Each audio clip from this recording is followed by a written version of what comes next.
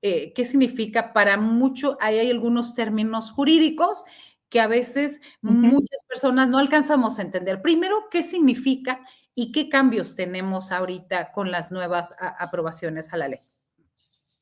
Bueno, la prisión preventiva oficiosa, bueno, de entrada, la prisión preventiva es una medida que se utiliza cuando una persona, digamos, hay elementos para sospechar que pudo haber cometido un delito.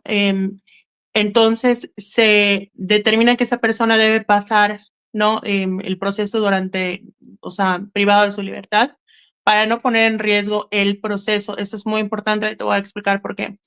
Entonces, digamos que en todo el mundo es, digamos, al menos en el mundo occidental, es común que hayan este tipo de medidas, ¿no? Que hayan personas que requieran pasar el proceso, el procedimiento penal en, ¿cómo se llama?, privadas de su libertad. Y en México tenemos prisión preventiva oficiosa y prisión preventiva justificada. La prisión preventiva justificada es la que debiera existir y es la que existe en todos lados, que es, dependiendo de las circunstancias del caso, el juez o la jueza valora si hay riesgo de que la persona ponga en peligro la investigación, el juicio, y por lo tanto el esclarecimiento de los hechos y la reparación del daño. Por ejemplo, que la persona pueda fugarse o que la persona pueda significar un daño para otras personas, como pueden ser, no sé, las víctimas, testigos, etcétera, ¿no?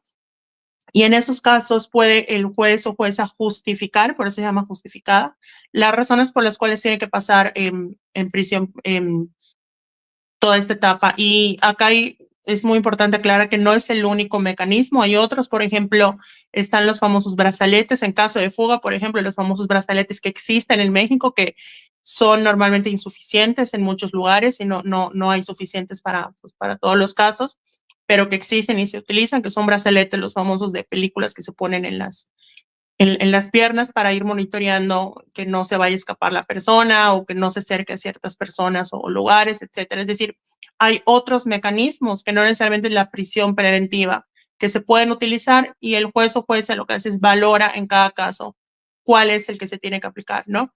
Por eso se llama justificada. La prisión preventiva oficiosa es casos en los cuales la misma Constitución dice que sí o sí la persona tiene que pasar, digamos, tiene que pasar en la cárcel, ¿no? O sea, el proceso en lo que se investiga, si hay elementos para, digamos, ¿cómo se llama?, iniciar un juicio formalmente. Acá, ahorita voy a explicar algunos detalles al respecto, pero digamos que es con que base, con que haya alguna presunción o sospecha mínima, sin que esté comprobado ni nada, de que pudo haber sido la persona que cometió un delito, ¿no? O que haya cometido algún tipo de delito esta persona, para que se pueda dar la prisión preventiva oficiosa, es decir, prisión preventiva automática. Y eso quiere decir que puede haber un caso en el que el juez o jueza diga, no, es que esta persona ni siquiera debería estar privada de libertad, o sea, realmente no representa un peligro, no se va a escapar, pero pues ni modo, la Constitución me ata las manos y tiene que estar, digamos, en prisión preventiva oficiosa, ¿no? Entonces, lo que ha ocurrido es que desde la época de Calderón se ha ido ampliando y ampliando y ampliando el catálogo de prisión preventiva oficiosa. Ese está en el artículo 19 de nuestra Constitución.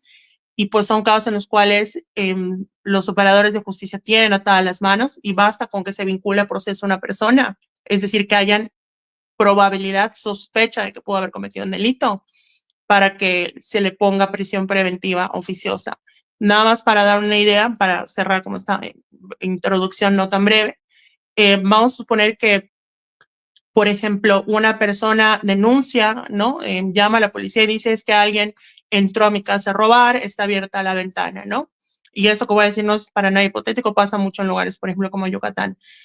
Entonces llaman a la policía hace un rondín y se encuentra caminando cerca a una persona racializada, una persona maya, ¿no? Y durante la noche lo ve caminante, dice a un joven, y dicen, pues este seguramente es, lo detienen, le dicen a la familia, ya detuvimos a la persona que cometió el delito robo a casa habitación, porque robo a casa habitación tiene prisión preventiva oficiosa.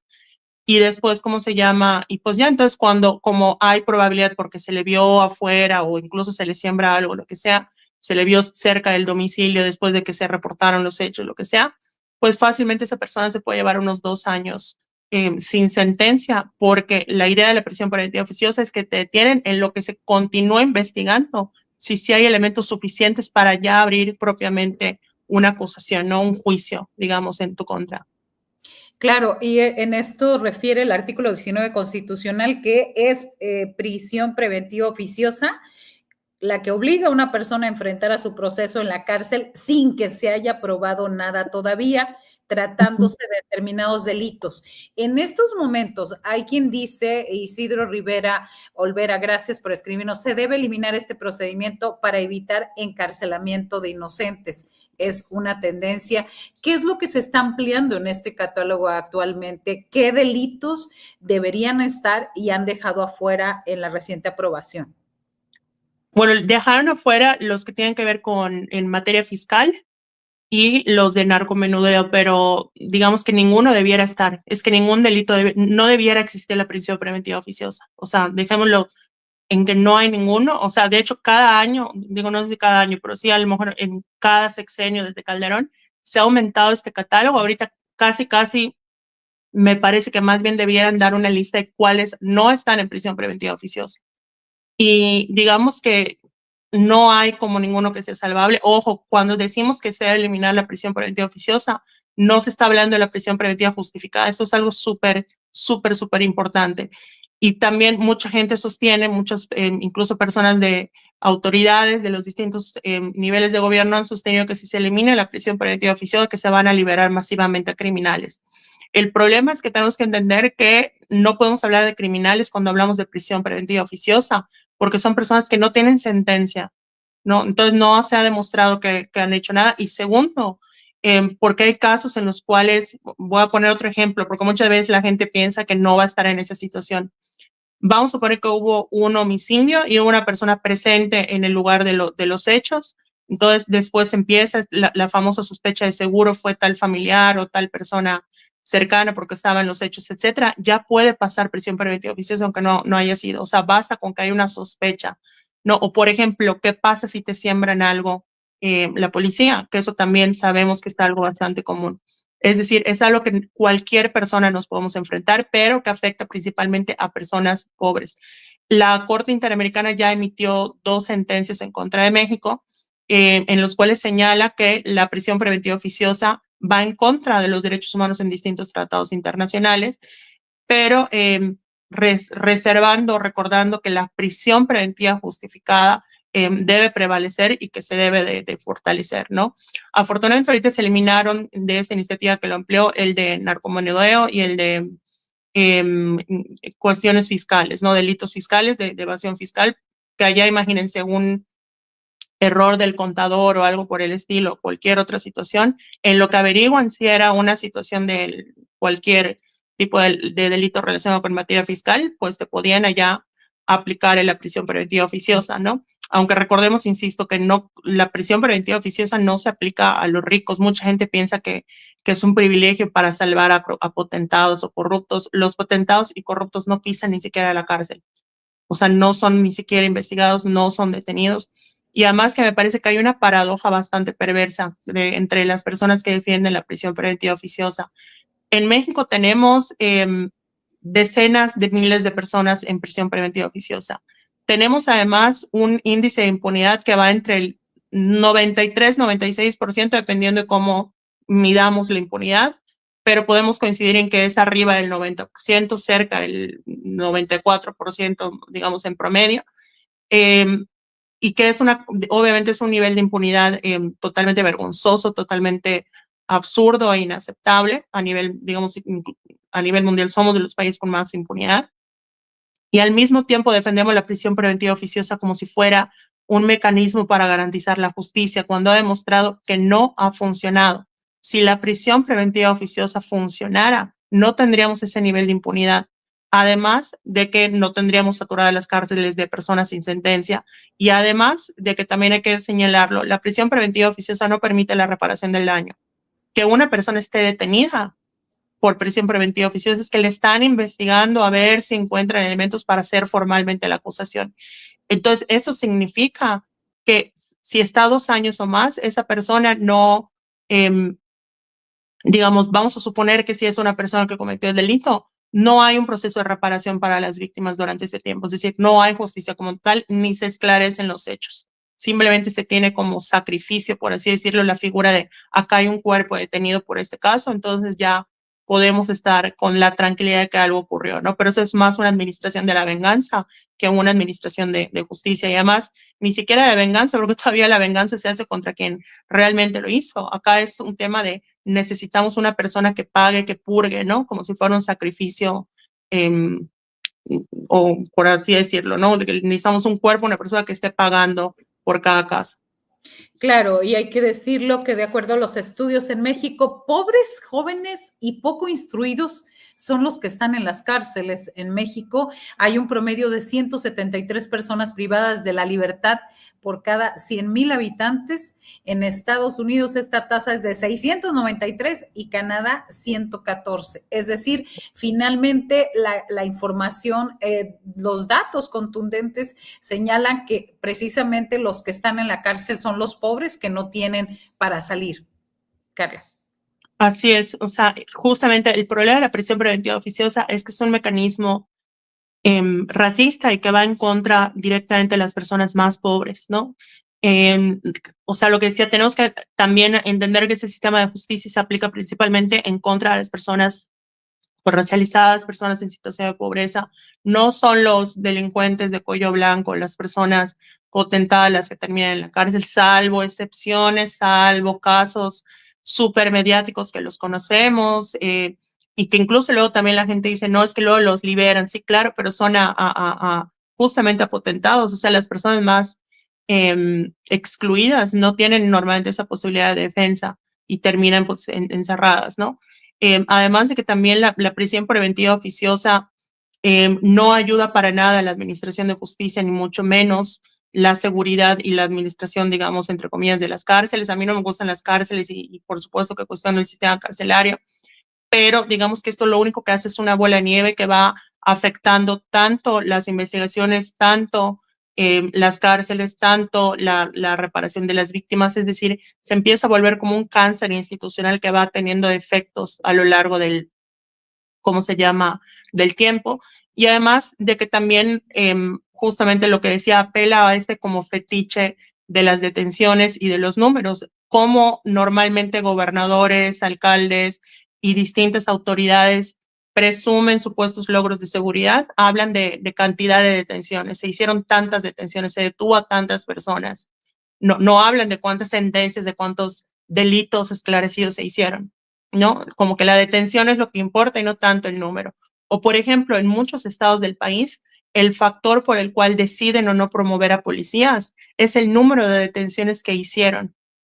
O sea, realmente me parece como bastante peligroso la forma en la cual se fetichiza tanto el número, es decir, se ve el tema de justicia como una situación cuantitativa, se requiere cumplir con un número de detenciones y además cuantitativa de un tipo, ¿no? Porque no va a sentencias, y no cualitativa, ¿no? O sea, no apela a cuántos realmente de esas detenciones son justificadas, estuvieron bien armadas, tuvieron una buena investigación y sobre todo que fueron encaminadas a una reparación para las víctimas, que también tendremos que preguntarnos eso, o sea, ¿qué buscamos de un sistema de justicia?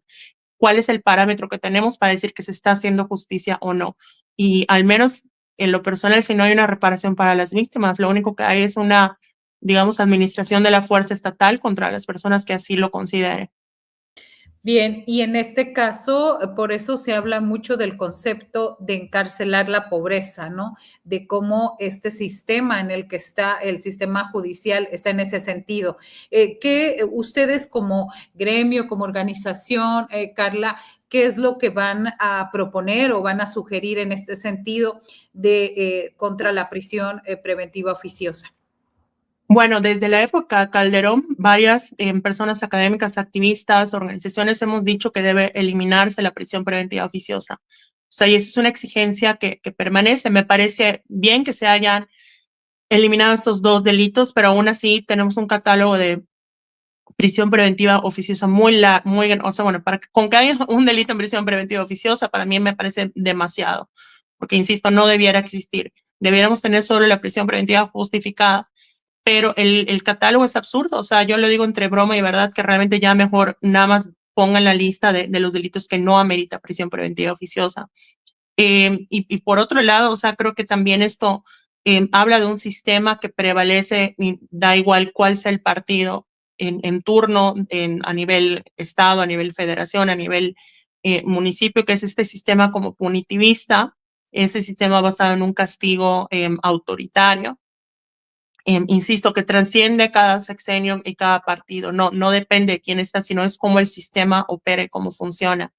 Y ahorita, por ejemplo, también lo que preocupa es que a eso se agrega un nuevo elemento que es la figura de los jueces sin rostro, ¿no? Que eso es algo que se agregó en esta reforma judicial.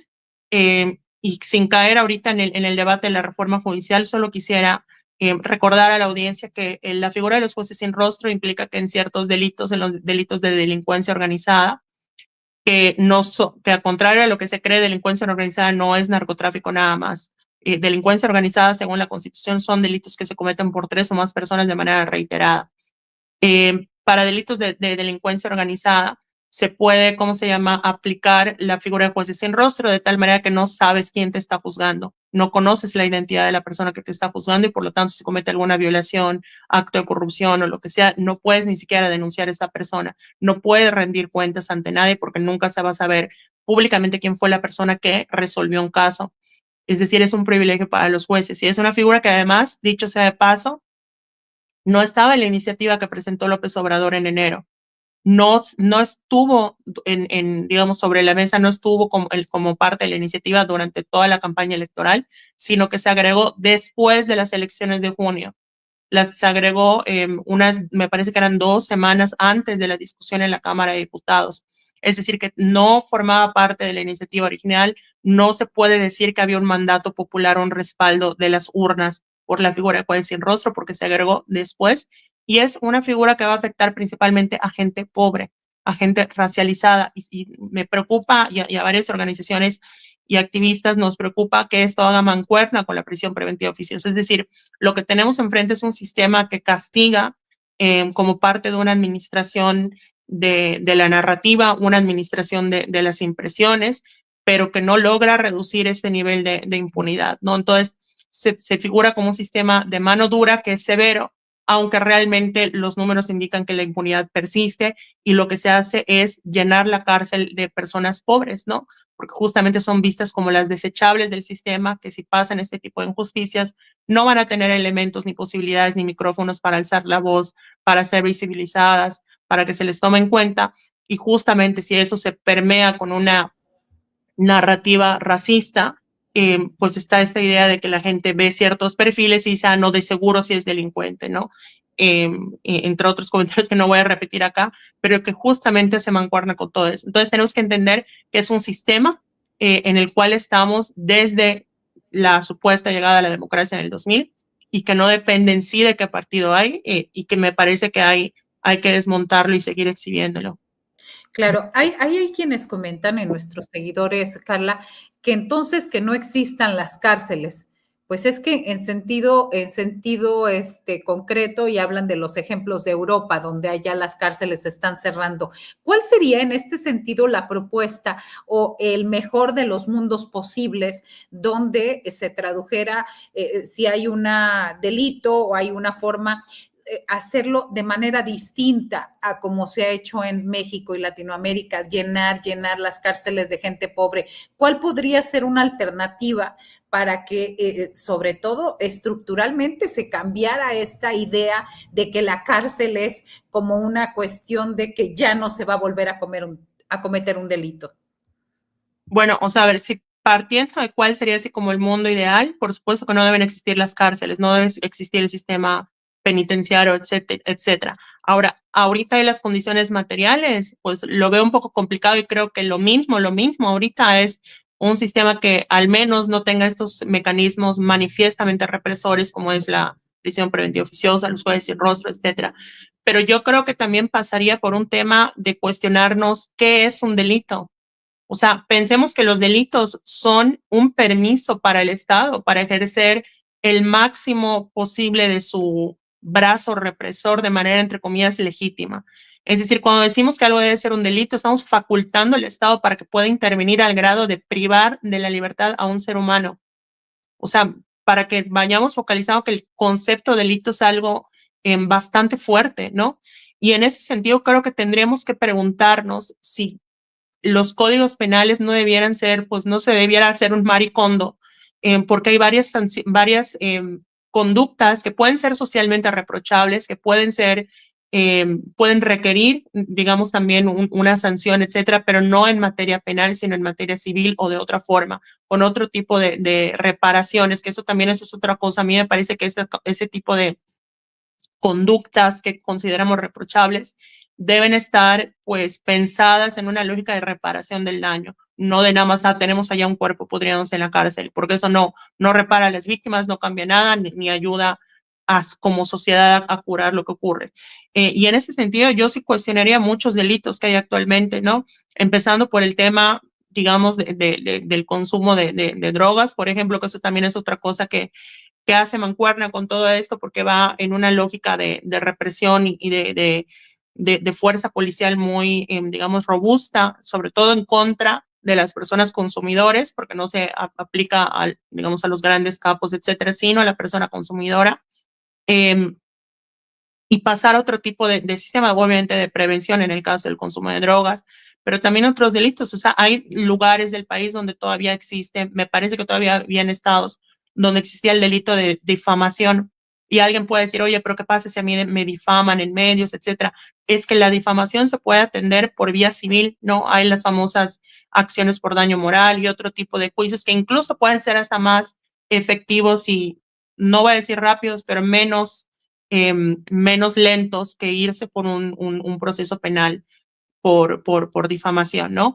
Entonces, yo de entrada creo que en lo que soñamos, si llegamos a ese mundo donde no hay sistema carcelario, penitenciario, etcétera, mínimo, yo lo que pensaría es que tenemos que enfocarnos en acabar con la prisión preventiva oficiosa, eh, echar para atrás esta figura de los jueces sin rostro y pasar a un sistema de justicia más enfocado en la reparación del daño, y eso implica que muchas conductas que consideramos reprochables no sean consideradas delito, es decir, no se pasen al sistema penal, sino a otro sistema de justicia, y obviamente eso viene también con la necesidad de mejorar el sistema de justicia, entre otras cosas. No es una tarea fácil, pero definitivamente no se soluciona aumentando el catálogo de prisión preventiva oficiosa, y no solo no se soluciona, sino que se agrava cada vez que se va extendiendo este catálogo. Sobre todo eso y tener como muy alerta, hay quienes muy pendientes de estos temas. Isidro Rivera dice, me gustaría que hablaran de los defensores de oficio y cuál sería su función en este sistema acusatorio. Me parece que es un tema bien interesante, pero pues comprometemos a la queridísima Carla para Escofí para que nos explique en otro momento ese tema. Hoy queríamos hablar precisamente de la prisión preventiva oficiosa, por qué no debe estar, por qué a quiénes afecta más y sobre todo este nuevo esquema, cómo salió el narcomenudeo y los delitos fiscales. Por lo pronto, te agradecemos mucho tu tiempo y colaborar con nosotros hoy. No, a ustedes, Marta, aquí cuando lo requieran, aquí estoy. Gracias.